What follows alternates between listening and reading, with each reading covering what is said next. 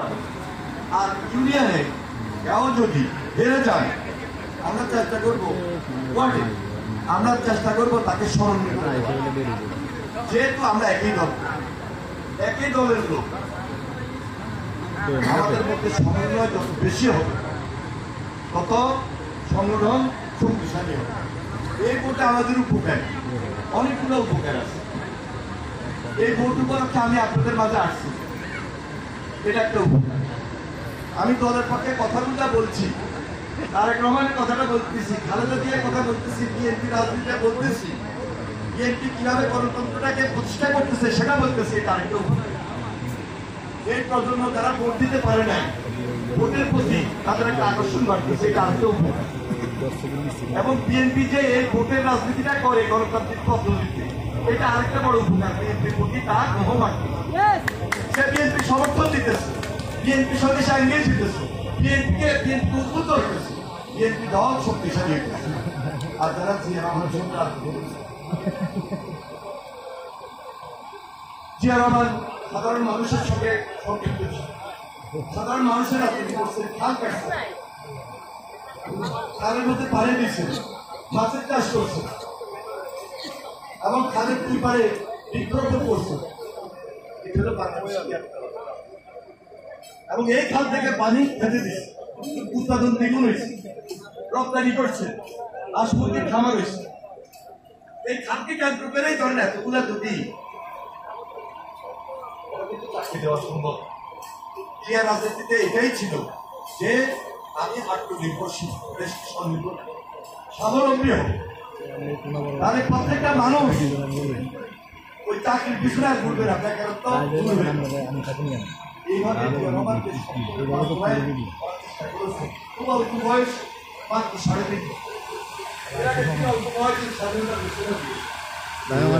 স্বাধীনতার ঘোষণা যখন দিয়েছে তারপর থেকে স্বপ্ন নিয়ে তিনি বাংলাদেশকে দেখেছেন।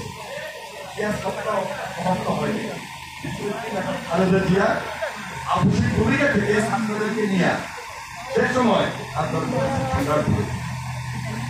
নির্যাতিত হয়েছে, অত্যাচারিত হয়েছে, লড়াই করেছে, সংগ্রাম করেছে, ফ্যাসিবাদের বিরুদ্ধে লড়াই করতে গিয়ে জেল খেলেছে, অসুস্থ হয়েছে, কিন্তু মনোবল এখন কমে। সম্মানের জায়গায় উচ্চশিক্ষা পৌঁছেছে, সম্মান হানি হয়ে নাই, কিন্তু আরেকজন পালিয়ে গেছে। আজকে 5 আগস্টের পর এখন দেশ গড়া আমাদের অনেক কাজ, সংগঠন তৈরি করার অনেক কাজ, যেটা 17 বছর করতে পারিনি। আর তোমাদের নেতৃত্বে আন্দোলন করেছি, লড়াই করেছি, সংগ্রাম করেছি, এখন তৈরি করছি। আমরা তার প্রমাণ অপেক্ষা আর তার প্রমাণ দেখতে চান যে বিএনপির মধ্যে নেতা নির্বাচিত হবে, বিএনপি যুদ্ধ থাকবে, বিএনপি ঐক্যবদ্ধ থাকবে এবং এই বিএনপির নেতৃত্বে সারা বাংলাদেশে আমরা ঐক্যবদ্ধ হয়ে আগামী যে টার্গেট নির্বাচন, এই নির্বাচনটা আমরা সক্ষম। আমরা জানি কয়েকদিন যাব এই নির্বাচন নিয়ে অনেকটা কথা হচ্ছে, কিন্তু আমরা প্রত্যাশা করি আমরা প্রত্যাশা করছি এটা যে সবাই মিলে ফ্যাসিস্টকে আমরা বের করে দিয়েছি, ফ্যাসিস্ট পরাজিত হয়েছে, ফ্যাসিস্ট পালিয়ে গেছে, কিন্তু এখন সবাই মিলে আমরা সেখানে হাসিনার সময় দুটি বিচার, হাসিনার দোষকদের বিচার, সংস্কার এবং নির্বাচন, যেটা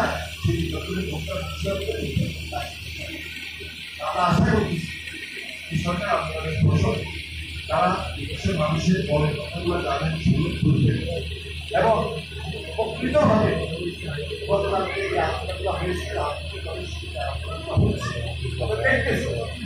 সবাই আপনারা যা বলছি একইভাবে সেটা আমি অনুযায়ী দ্রুত সময়ের মধ্যে সকল গোলটা ঘোষণা করে দেশে একটা শান্তিপূর্ণ অবস্থান তৈরি করবে, স্বাভাবিক পরিস্থিতি বিরাজমান থাকবে।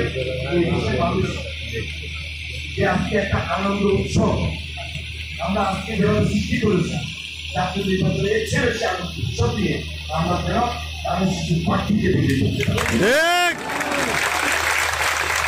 সবাইকে আমি সংগ্রামী সালাম জানাই, অভিনন্দন জানাই। আমি আবারও আশা করছি আপনারা যারা এখানে নেতৃত্ব দিচ্ছেন, আপনাদের আন্তরিকতা এবং সহযোগিতা সবাই মিলেমিশে আসবেন, মিলেমিশে থাকবেন এবং আমরা যে পদ্ধতিতে নির্বাচনটা করতেছি এই পদ্ধতির মধ্য দিয়ে আপনারা নির্দিষ্টটা আপনাদের মধ্যে আরো ব্যাপক, আরো আন্তরিক হচ্ছে, আরো সহায়তাপূর্ণ পরিবেশে আপনার থেকে প্রত্যেকটা ওয়ার্ড নির্বাচনের মধ্য দিয়ে আপনারা এই জায়গায় কনভেনার হিসাবে ভবিষ্যতে আপনার অনেক দায়িত্ব আছে, পৌরসভার যিনি কনভেনার আছেন তার অনেক দায়িত্ব আছে, তার চেয়ে বেশি দায়িত্ব আমরা একটা টিম করেছি রিটার্নিং অফিসারকে সবাই খুব সজাগ এবং সতর্ক থাকবে, সবাইকে একটা সংস্কৃতির মধ্য দিয়ে আমাদের এই নির্বাচনের ব্যবস্থা আপনারা উঠে নিয়ে আসবেন। আপনারা এই নির্বাচন পক্ষের সঙ্গে জড়িত আছেন, যারা উপস্থিত হয়েছেন মা বোনেরা, ইয়াং জেনারেশন, এই পর্যন্ত তরুণ, যুবক এবং বৃদ্ধ মধ্যে আমাদের কবি যারা রয়েছেন, যারা মুখের সঙ্গে রাজনীতি করেছেন, মধ্যবয়সী যারা রয়েছেন, নেতৃত্বে যারা আছেন, সবাইকে আমি জেলা বিএনপির পক্ষ থেকে আন্তরিকভাবে মোবারকবাদ এবং অভিনন্দন জানিয়ে আমার বক্তব্য শেষ করছি। খোদা হাফেজ। বাংলাদেশ জিন্দাবাদ।